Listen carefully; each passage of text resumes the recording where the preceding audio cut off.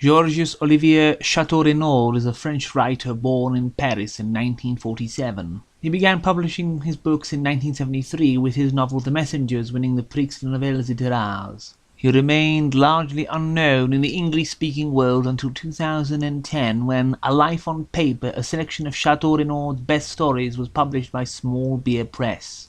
In A Life on Paper, his writings run the gamut between genre/John Metcalfe to the odd, strange, horrific images of Gerald Kirsch with an odd smidge of Georges-Louis Borges. The title story deals with the Siegling Brunette collection, being a collection of some 93,000 photographs taken of a young woman from the moment of her birth to her death at age 21, as well as being the story of one of the men forced to constantly pester her and not leave her a moment's rest or at the best of her father, who wishes to have every single moment of her life captured on photograph. Icarus Saved from the Skies narrates the domestic woes of a man who suddenly ends up growing wings. The Only Mortal gives us a soldier who, after a liaison with a local woman during a war, receives a bizarre tattoo on his body that seems to defy natural laws. The Peacocks has a plot reminiscent of a certain Alice Cooper song. It is a short story of two people getting along after everyone else in the world has died.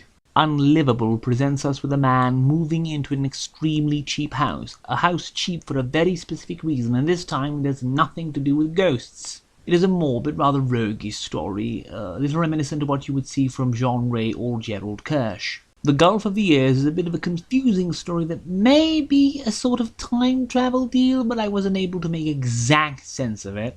The Lorciola player has a famous musician return home to his small town, where the people at a party suddenly get the idea to attempt to murder him by throwing him down a steep chasm, and everyone thinks it is a good idea for some reason. The Pest, the most openly Kafkaesque story of this collection, has a man suffer the constant persecution at the hand of a seemingly well-seeming and well-intentioned man who constantly follows him around, ruining all his hopes, dreams, and chances by his mere presence while being stupidly good-natured. Delaunay the Broker is one of the best stories in this collection, of a pawnbroker discovering the bizarre secret of how one of his suppliers manages to, against all odds, discover whatever the man needs for his pawn shop, no matter how outlandish or non-existent. The excursion takes place in a rural community by the seaside, where people come to row boats towards a mysterious island inhabited by sirens, though they never manage to be all there when they eventually return, to the utter annoyance of the villagers. La Tête is one of the most morbid stories of the collection, of a man going to see a local doctor with a strange package wrapped beneath his arm, desperately pleading for euthanasia. The Beautiful Coal Woman tells the story of a knight beguiled onto an island by a witch who doesn't ever want to let him leave.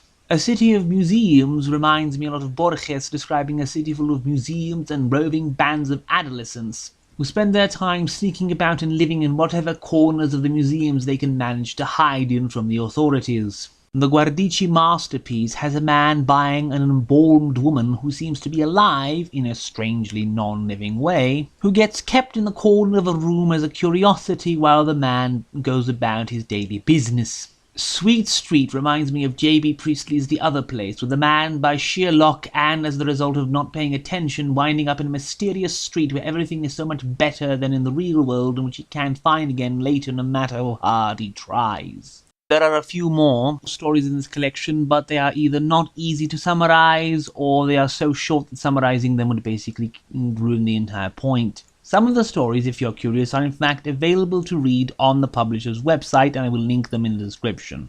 The Messengers by Châteaureynaud, one of his most famous novels, is in fact scheduled to be published by the ever-resourceful Wakefield Press in English, and I really can't wait to read it.